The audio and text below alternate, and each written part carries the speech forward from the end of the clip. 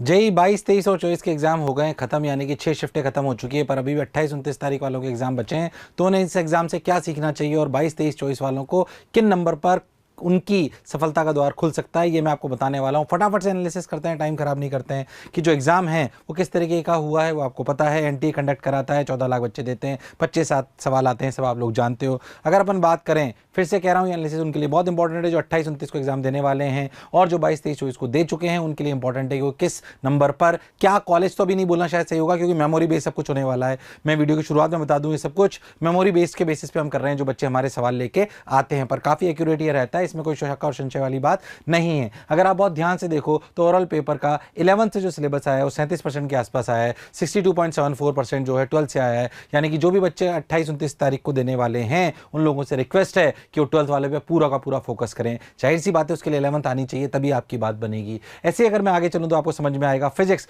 Moderate और tricky आ रही है, बहुत ज्यादा कैलकुलेटिव नहीं आ रही है, ठीक ठाक आ रही है। केमिस्ट्री इजी टू मॉडरेट आ रही है, एनसीटी बेस्ड सवाल बहुत सारे आ रहे हैं, यानी कि आपको इनऑर्गेनिक ऑर्गेनिक बहुत अच्छे से एनसीईआरटी की पढ़ लेनी चाहिए जो 28, 29 के बच्चे मुझे सुन रहे हैं। Mathematics moderate to difficult, lengthy paper बच्चों का कहने को हमें सुनाई दे रहा है। पहले पेपर के एनालिसिस में हम गए भी थे, वहां पे हमें लेंदी सुनाई दिया था। मैथ्स हमेशा थोड़ा लेंदी आता है। इस बार खास बात यह है कि जो आपको 5 विकल्प मिला करते थे, यानी कि सेक्शन 2 में जो 10 में से 5 करने होते थे, अब वो खत्म हो गया है, तो 5 ही रह गए हैं। इसका मतलब कट ऑफ थोड़ी लोअर जाने के चांसेस हैं, उसी पे बात आगे करूंगा, ध्यान से सुनिएगा। फिर से अगर मैं आपसे बोलूं तो अगर अपन ध्यान से देखें तो फिजिक्स में जो है वो अगेन 39% 11th का सिलेबस है और 12th का सिलेबस 60.58 है। किस किस टॉपिक से कितने कितने आए आपको समझ में आएगा। इलेक्ट्रिसिटी एंड मैग्नेटिज्म 38 सवाल, इलेक्ट्रॉनिक्स से 7, अनएक्सपेक्टेडली ज्यादा है, यहां से भी काफी ज्यादा सवाल हैं। अगर आप इसमें बहुत ध्यान से देखो तो अनएक्सपेक्टेड सवाल थोड़े ऑप्टिक्स से बहुत ज्यादा हैं, 23। जो मेमोरी बेस्ड सवाल हमें दिखाई दे रहे हैं उसमें बहुत बड़ा पोर्शन ऑप्टिक्स का दिखाई दे रहा है। ऑप्टिक्स पे फोकस कर लीजिए, क्योंकि जिस तरीके के पेपर जो पहली 6 शिफ्ट में आए हैं उसी तरीके के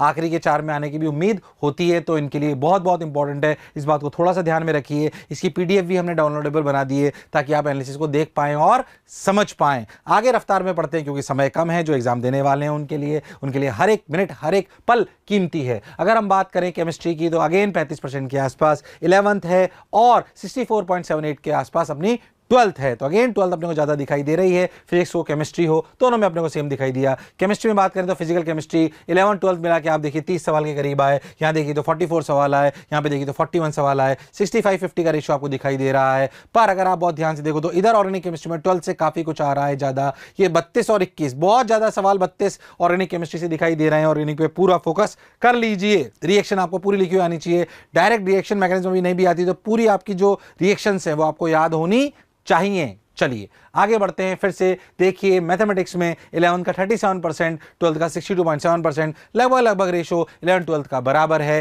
जैसा कि मैंने आपको बोला, मैथ्स में थोड़ा लेंदी पेपर आ रहा है। अगर आप देखो तो 86 सवाल आपको 12 से दिखेंगे, 57 यहाँ से दिखेंगे। अगर आप देखो तो आपको जो टीचर्स के द्वारा जो मुझे बताया गया उसके हिसाब से ये जो एल्जेब्रा वाला पार्ट है 11, 12 का में अलग अलग पार्ट है, जाहिर सी बात है, पर उसमें 11th वाले सिलेबस से बहुत सारे सवाल आए हैं। तो ये वो जगह जहाँ पे आपको फोकस करना चाहिए। इंटीग्रल कैलकुलस हमेशा बहुत इंपॉर्टेंट रहता है, तो आपको करना आना चाहिए। खैर, ये वाली आपकी सिचुएशन थी जो मैंने आपको अभी बताई, ये मैथ्स की सिचुएशन है। फिर से जो बच्चे दे चुके हैं उनको मैं आपको बता दूं, पिछले साल से थोड़ा सा कट ऑफ नीचे जाने के चांसेस हैं। एग्जैक्ट कट ऑफ हम आपको एग्जैक्ट पेपर आने के बाद बताएंगे, पर ये एनालिसिस उनके लिए करी गई जो 28, 29 के थे, जिनका एग्जामिनेशन पेपर निकल चुका है 99 परसेंटाइल के ऊपर। मैं एक्सपेक्ट कर रहा हूं जनरल कैटेगरी में 180 के आसपास अगर आपके नंबर हैं या उससे ऊपर हैं तो 99 परसेंटाइल के ऊपर आप एक्सपेक्ट कर सकते हो। पर यह वेरी करता है पेपर पे, उसके लेवल पे। ऑल दो जितनी हमारी बच्चों से बात हुई है, लगभग सबका लेवल, पेपर का लेवल लगभग बराबर इस बार दिया गया है, ताकि ये सुनिश्चित करा जाए कि एग्जाम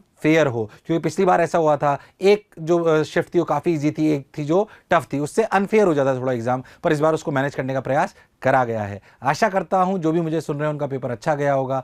आने वाले बच्चे जिनका एग्जाम होने वाला है उनको बहुत बहुत बहुत शुभकामनाएं। ईश्वर करे कि आपका एग्जाम बहुत अच्छा जाए, आपके सपने जरूर पूरे हों। पर याद रखना, ये एग्जाम सिर्फ और सिर्फ ज्ञान का नहीं, ये मनस्थिति का भी एग्जाम है। आपको आपका माइंडसेट बहुत स्ट्रांग रखना है। लास्ट में पॉजिटिव लोगों से मिलिए, पॉजिटिव बात करिए। अगर आपने लास्ट 7 डेज स्ट्रेटेजी वाला वीडियो नहीं देखा है तो मेरे यहाँ पे आई बटन में आपको दिखाई दे जाएगा, उसे जरूर देखिए। कैसे रिवाइज करना है वो भी मैंने बता रखा है। मुझे सुनने के लिए बहुत बहुत धन्यवाद। Thank you.